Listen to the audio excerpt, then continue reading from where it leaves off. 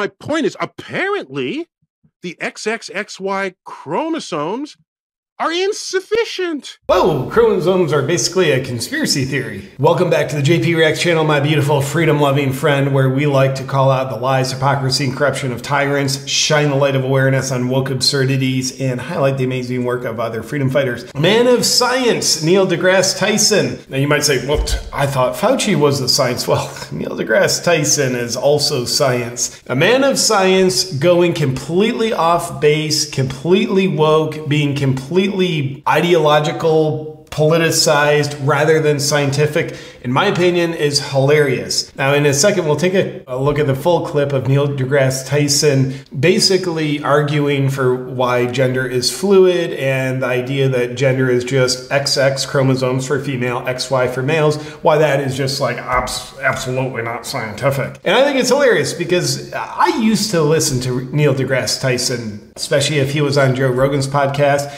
It was always hilarious watching Neil deGrasse Tyson be so socially awkward, where he interrupts Rogan all the time. Then you visibly see Rogan get upset. Yeah, but are those comparable? I mean, these are wait, hold on. We want to rappel down. I think the real problem too is I think it's if you value mountain climbing. That part was fun, but I also like listening to him talk about the cosmos and theoretical stuff that I don't know if it's true or not, but he certainly had a sense of confidence where it was entertaining to hear about. But in recent years, our beloved astrophysicist, scientist friend, he's gotten very woke. You might have seen him coming out on like get the jab kind of thing, and you're a lunatic if you don't. Completely off any kind of scientific base. And it appears he's not just pushing that agenda. It appears as though Neil deGrasse Tyson is now a talking piece or a mouthpiece for the entire leftist agenda, even going so far as to discredit the idea that there's two genders. Of course, he knows science. He knows science. You don't know science. He knows science, so we got to listen to him.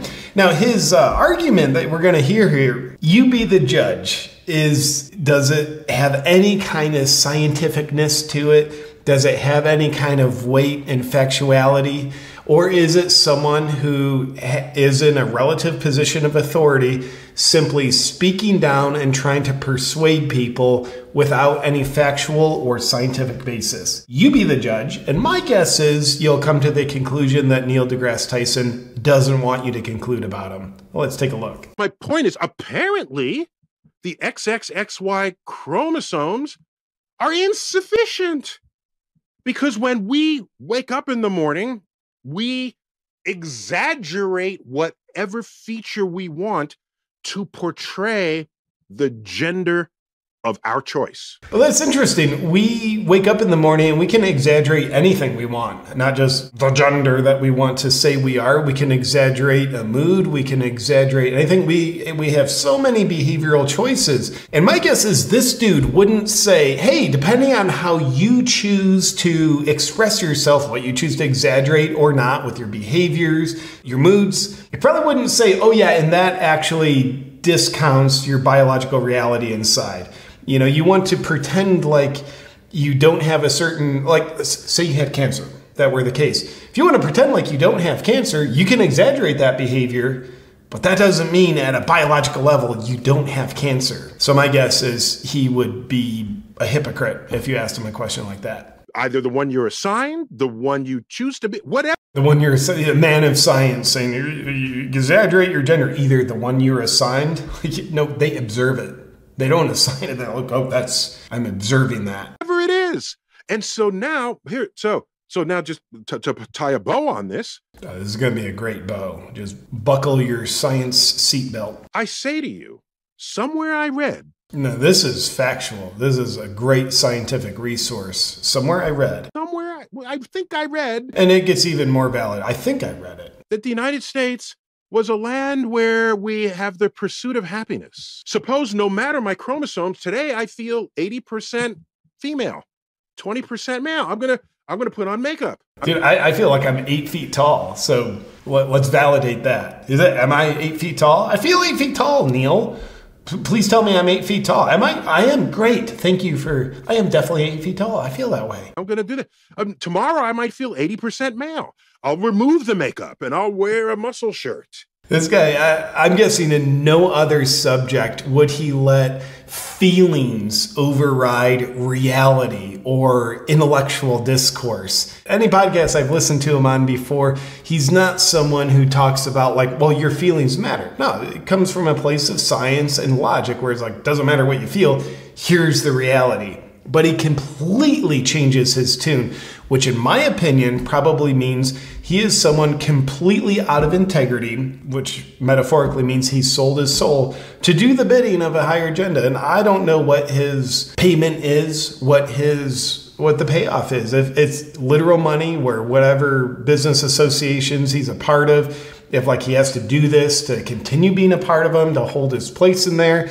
or if does he get money from some organizations to deliberately speak this kind of nonsense? I don't know. But he's obviously out of integrity, because how you do anything is how you do everything unless you're out of integrity. He's out of integrity here. Why do you care? What business is it of yours to require that I fulfill your inability to think of gender on a spectrum? Well, one could say, why is it my responsibility to fulfill your inability to validate your gender?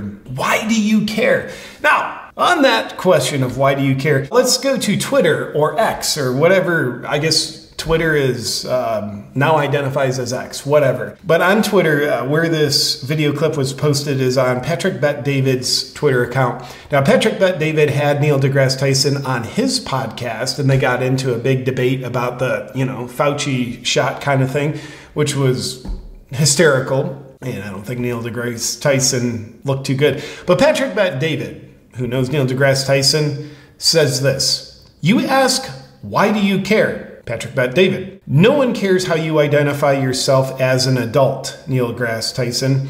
What's pissing parents off is when you confuse our kids with opinions over facts. Here's the facts. XY equals male. XX equals female. Stop defending politics. Start defending facts." I think that's very well said. I think Patrick Bet-David has a very excellent mind on him. He sees well. He expresses perspective well.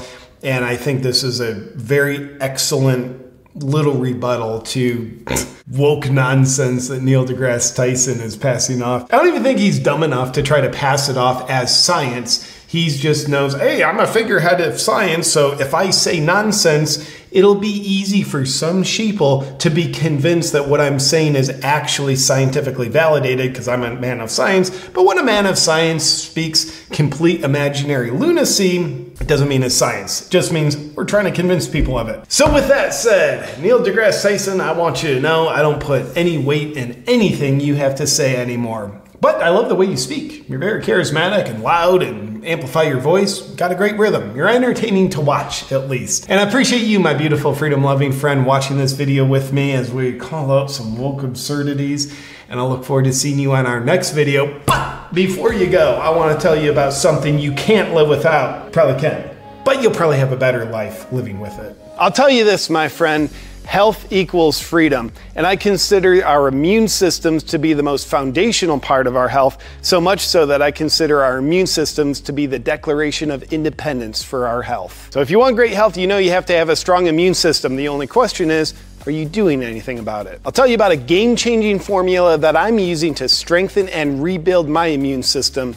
It's Fierce Immunity by Rebel Lion. The Fierce Immunity formulation is what sets it apart from any other immune product on the market. Our formulators have used cutting-edge technology to test different ingredients across all the systems of the body. This gave them over 1 trillion data points of information, which helped them conclude the exact right ingredients to go into Fierce Immunity. And what sets Fierce Immunity apart from anything else isn't just the ingredients in the formula, but it's also found in how the ingredients synergistically work together. And that gives your immune system more support than anything else will. If you want the best immune product on the market, then just go to getfiercenow.com/JP. And while you're there, be sure to use a discount code AWAKEN for 15% off. It's time to get fierce.